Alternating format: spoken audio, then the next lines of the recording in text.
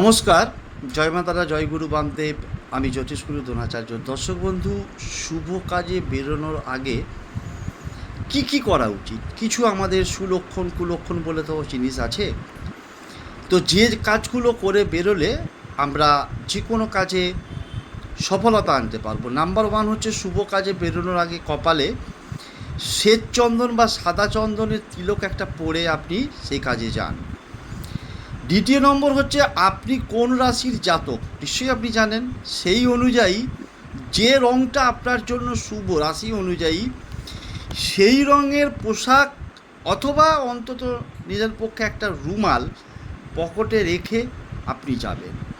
Number তিন হচ্ছে, শুভ কাজে যাওয়ার আগে যদি জ্যান্ত মাছ দেখে যান, আপনার কাজ 1001% হবেই হবে। নাম্বার চার হচ্ছে, শুভ কাজে বেরোনোর আগে কারোর সঙ্গে কোনো ঝগড়া করবেন না, তর্ক করবেন না, বাকবিতণ্ডায় জড়াবেন না। তার ফলে শুভ কাজটি আপনার অনায়াসেই ভেস্তে যেতে পারে।